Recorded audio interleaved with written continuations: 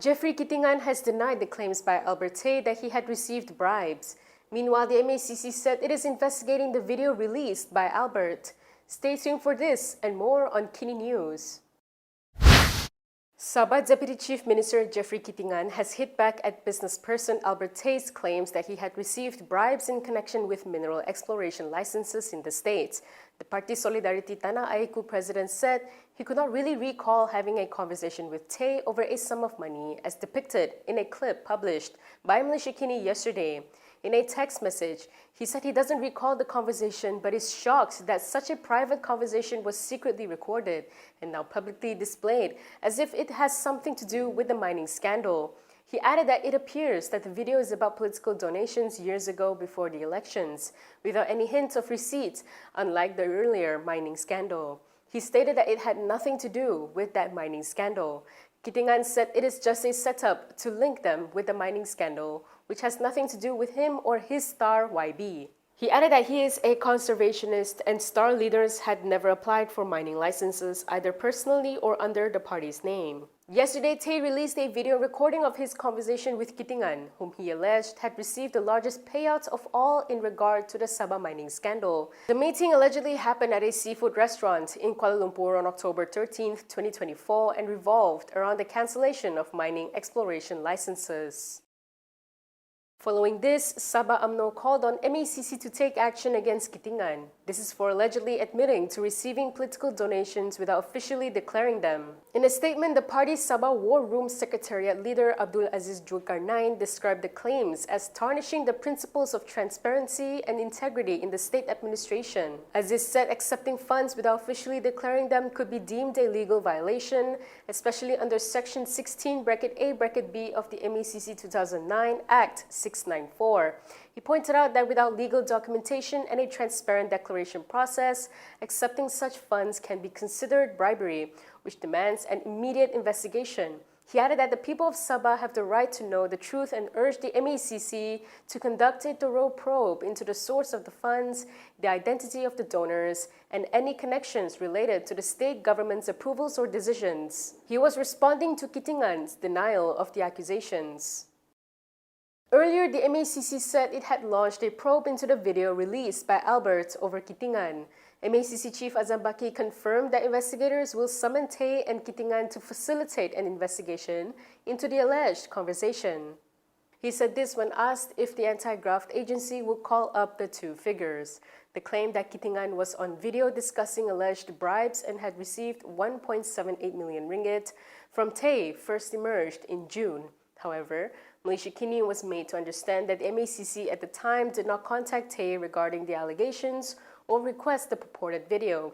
The video showed a meeting at a seafood restaurant in Kuala Lumpur on October 13, 2024, which allegedly revolved around the cancellation of mining exploration licenses. In it, Tei detailed alleged payments made to Kitingan, which the Parti Solidariti Tanah Airku president has since denied. Kitingan said it is just a setup to link them with the mining scandal, which has nothing to do with him or his party's elected representatives. From now on, you can also listen to KiniNews on Spotify and Apple Podcasts. Scan the QR code on the screen to follow us. Malaysian K. Dacinamurti was executed in Singapore this afternoon. Singapore's Central Narcotics Bureau said that he had been accorded full due process under the law. In a statement, it said capital punishment is imposed only for the most serious crimes. This includes the trafficking of significant quantities of drugs which cause very serious harm, not just to individual drug abusers, but also to their families and the wider society. CNB added that Dacinamurti was convicted of smuggling 44.96 of diamorphine, an amount sufficient to feed the addiction of about 540 abusers for a week. Earlier today, Dacinamurti's family's lawyer N. Surendran urged the Singapore government to halt the execution. He said this is as the family has rushed an application to the Court of Appeal for a stay of execution. Surendran added that the family was informed that Dacinamurti's execution would be carried out today and to collect his body at 3 p.m. He also condemned the Singapore government's cruelty, as the family was informed just after midnight today that the man's execution had been halted, although no reason was given for the decision. Bersatu Supreme Council member Wan Saiful Wan Jan has confirmed that there was a move to collect statutory declarations from the party's division chiefs, purportedly to seek a leadership change ahead of Bersatu's annual general meeting on September 9th. However, Wan Saiful claimed that the narrative had been twisted by certain quarters to smear its true intention. He said he believed certain quarters had twisted a story about its true intention and what it aimed to achieve. Wan Saiful added that he would meet the party's disciplinary board and explain to them first before commenting further. He said this when contacted by Malaysiakini this morning to confirm the authenticity of a viral WhatsApp message that claims he had been summoned to appear before the Bersatu disciplinary board today. He added that he hoped they would make a rational consideration. According to the message, Wan Saiful was being investigated under Article 23 of the Bersatu Constitution. This was for allegedly being involved in collecting SDs from Bersatu leaders to push for a leadership change from Party President Muhyiddin Yassin to his deputy Hamzah Zainuddin. If you like the stories we produce, consider supporting us by subscribing to Malaysiakini. Click the link in the description below or scan the QR code on your screen to subscribe.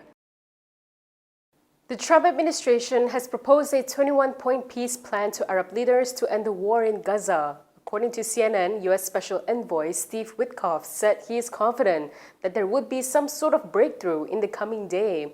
He added that it addresses Israeli concerns as well as concerns of all the neighbors in the region. He reportedly said that U.S. President Donald Trump had a very productive session with the Arab leaders. CNN cited sources as saying that the plan included the release of all hostages, a permanent ceasefire, a framework for how Gaza can be governed without Hamas, and a proposal for a gradual withdrawal of Israeli forces. Arab leaders reportedly endorsed large parts of Trump's plan and gave suggestions on provisions they want added. This included no annexation of the West Bank, maintaining Jerusalem's status quo, increasing humanitarian aid, and addressing Israel's illegal settlements, among others. The proposal from the U.S. came just a day after Saudi Arabia and France held a conference which looked at plans for a two-state solution. Back to the video released by Albert Tei. Yesterday, we posted a poll on the matter, and here are the results. A majority of voters at 86% believes that a full investigation should be conducted to clear the names of all parties involved.